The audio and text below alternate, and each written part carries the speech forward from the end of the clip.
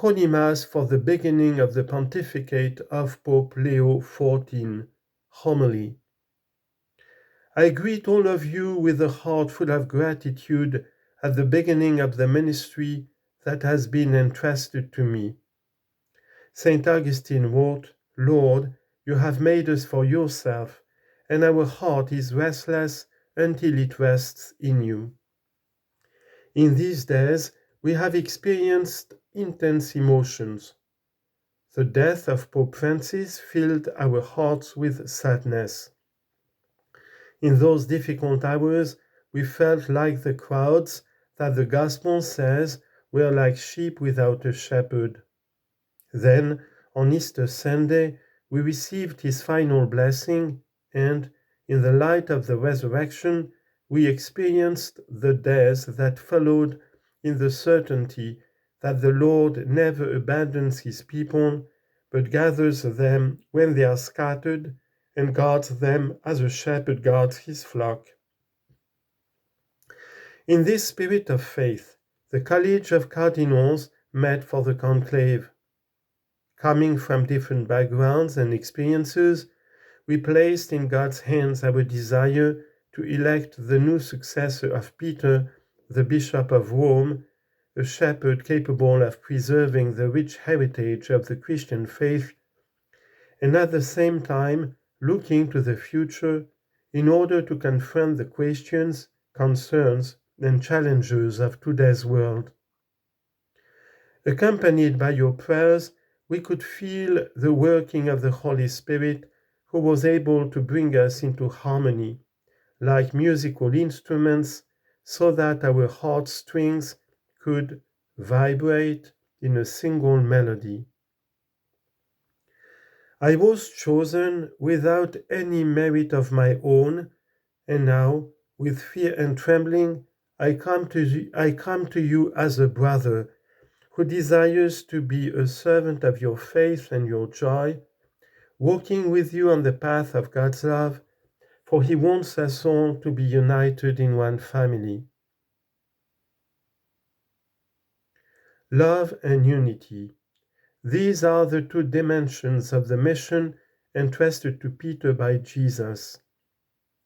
We see this in today's Gospel, which takes us to the Sea of Galilee, where Jesus began the mission he received from the Father to be a fisher of humanity in order to draw it up from the waters of evil and death.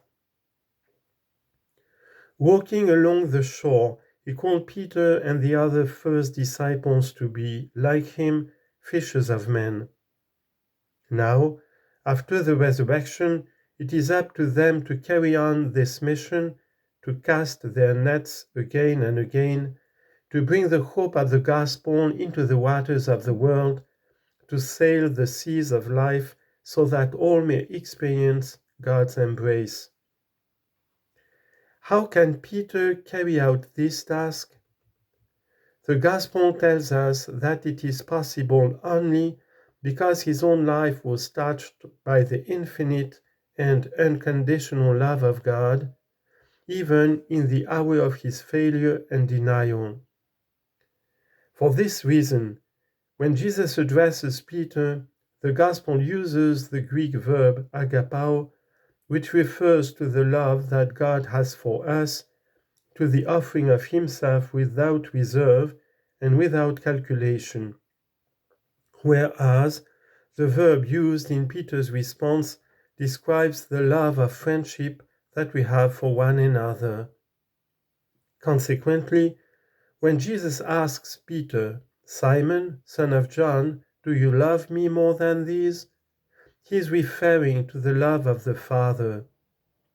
It is as if Jesus said to him, "Only if you have known and experienced this love of God, which never fails, will you be able to feed my lambs. Only in the love of God the Father will you be able to love your brothers and sisters with that same more, that is, by offering your life for your brothers and sisters." Peter is thus entrusted with the task of loving more and giving his life for the flock. The ministry of Peter is distinguished precisely by this self-sacrificing love, because the Church of Rome presides in charity, and its true authority is the charity of Christ. It is never a question of capturing others by force, by religious propaganda, or by means of power. Instead, it is always and only a question of loving as Jesus did.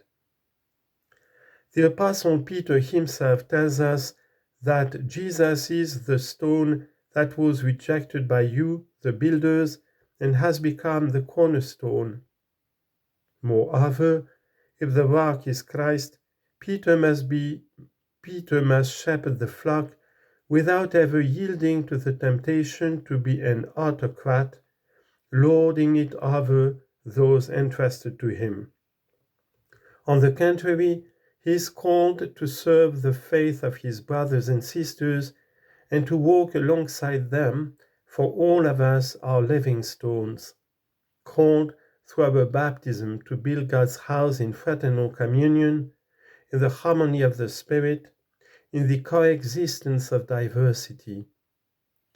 In the words of St. Augustine, the Church consists of all those who are in harmony with their brothers and sisters and who love their neighbor.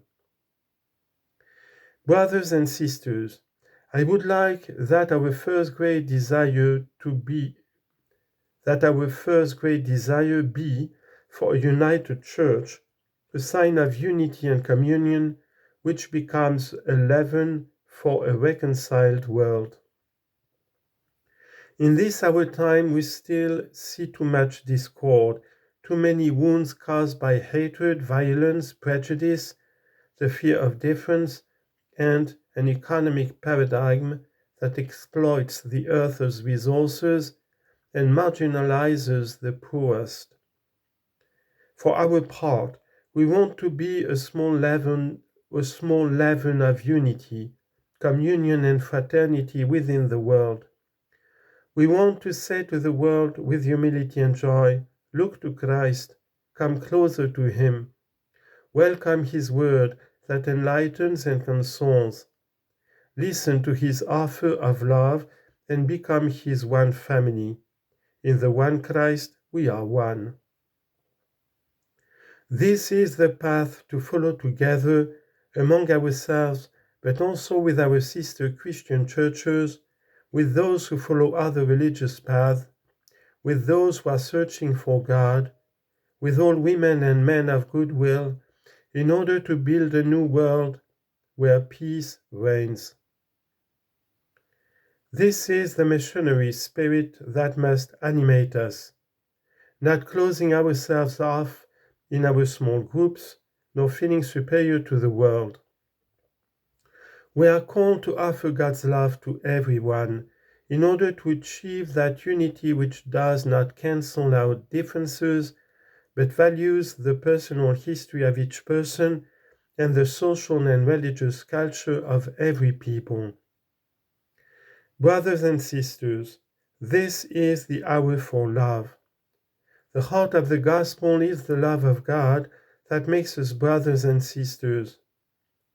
With my predecessor, Leo XIII, we can ask ourselves today, if this criterion were to prevail in the world, would not every conflict cease and peace return?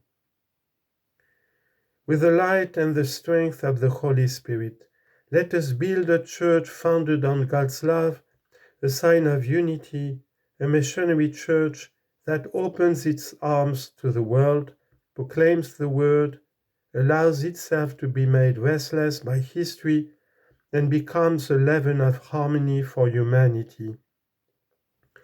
Together as one people, as brothers and sisters, let us walk towards God and love one another.